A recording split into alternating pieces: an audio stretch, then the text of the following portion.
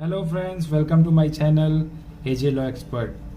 मैं फिर से आ गया हूँ आपके पास एक नया पेपर लेके जिसका नाम है सिविल प्रोसीजर कोड। ये 2022 का पेपर है जो अभी एग्ज़ाम हुआ है, वही एग्ज़ाम का पेपर है, एकदम करंट लेटेस्ट। और इसके जो सवाल है वो मैं सब आपको भी बताऊँगा। 100 मार्क का ये पेपर है और इसमें 3 सेक्शन है, ABC करके, वेरी शॉर्ट और लॉन्ग और शॉर्ट आंसर। वही सेम पैटर्न है। मैं शुरू करता हूँ, ठीक है। इसमें सारे क्वेश्चन करने हैं। वेरी शॉर्ट में जो है 2 मार्क का है, यानी every question, each question is carrying 10 marks, ठीक है। तो पहला सवाल है एक्सप्लेन प्लेंट, वाद को वर्णित कीजिए। अगला सवाल है एक्सप्लेन ऑर्डर, आदेश को वर्णित कीजिए। तीसरा एक्सप्लेन डिक्री, डिक्री क्या होती है, डिक्री को एक्सप्लेन कीजिए। फिर होता है एक्सप्लेन एफिडेविट, जो हम सब जानते हैं कि एफिडेविट क्या होता है, एक्सप्लेन एफिडेविट। फिर नेक्स्ट डिफाइन समन, समन क्या होता है, समन को परिभाषित कीजिए। फिर अगला सवाल है explain particular in a written statements, निम्नलिखित को लिखित कथन के विवरण की व्याख्या कीजिए। अच्छा, प्रति दावा की व्याख्या कीजिए, एक्सप्लेन काउंटर क्लेम। फिर अगला सवाल है एक्सप्लेन रेफरेंस, निर्देश की व्याख्या कीजिए। एक्सप्लेन ट्रायल, विचारण की व्याख्या कीजिए, यानी जो केस चल रहा है कोर्ट में वो।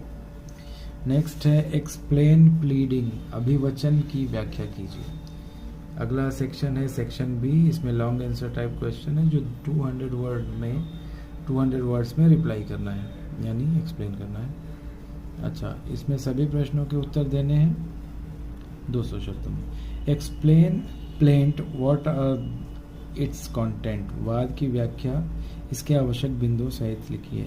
अगला सवाल explain and illustrate doctrine and res judicata, difference it with estoppel,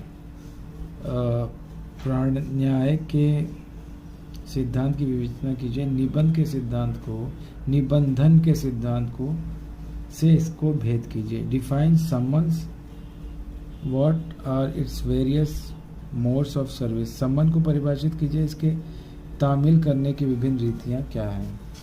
अगला सवाल है explain the general principle for execution of a decree, decree के निष्पादन के सिद्धांत सामान्य सिद्धांतों की व्याख्या कीजिए।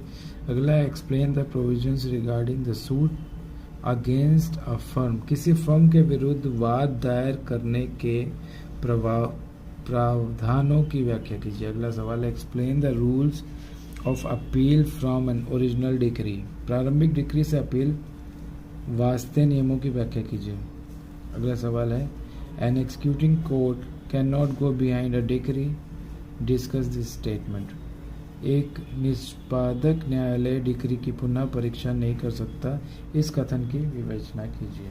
अगला सवाल है explain an ex parte decree, can it be rest aside by the court, एक पक्षीय डिक्री की व्याख्या कीजिए, क्या इस डिक्री न्यायालय द्वारा आपस्त की जा सकती है।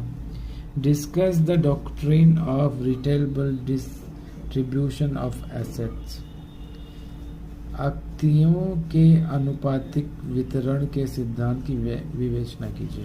अगला सवाल है what is the meaning of caveat, how it can be lodged in the court, discuss, सावधानी की सूचना का क्या अर्थ है, न्यायालय में इसे कैसे दायर किया जा सकता है, व्याख्या कीजिए। अब आ जाते हैं अपने सेक्शन सी की तरफ। इसमें 500 वर्ड्स में अपने को रिप्लाई करना है, सारे जवाब देने। पहला सवाल है हु इज पाउपर और indigent person, explain the method of institution of suit by pauper, निर्धन या अंकिचन व्यक्ति कौन है, अंकिचन व्यक्ति द्वारा वादों को संरक्षित किए जाने के क्या तरीके हैं। अगला सवाल है discuss the execution of decree for restitution of conjugal rights, दाम्पत्य अधिकारों के प्रतिस्थापन की डिक्री के निष्पादन की व्याख्या कीजिए। अगला सवाल है what do you understand bye review, state its grants on which review can be filed and also differentiate between review and revision. अभी पुनरावलोकन से आप क्या समझते हैं? उन आधारों को बताइए जिन पर पुनरावलोकन दाखिल किया जा सकता है तथा पुनरावलोकन एवं पुनर्वीक्षण में भेद कीजिए। अगला सवाल है, what do you understand by jurisdiction of the courts? Explain the appellate jurisdiction of the courts. न्यायालयों के क्षेत्राधिकार से आपका क्या तात्पर्य है? न्यायालयों के अपीली क्षेत्राधिकार की व्याख्या कीजिए। अगला सवाल है, एक्सप्लेन द फॉलोइंग्स। इसमें एक्सप्लेन करना है। फॉरेन कोर्ट, फॉरेन जजमेंट, निम्नलिखित की व्याख्या कीजिए। विदेशी न्यायालय या विदेशी निर्णय। ये हो गया आपका पेपर फिनिश। और अगर आपको मेरा वीडियो पसंद आया है तो लाइक, शेयर और सब्सक्राइब ज़रूर करिए। Thank you so much.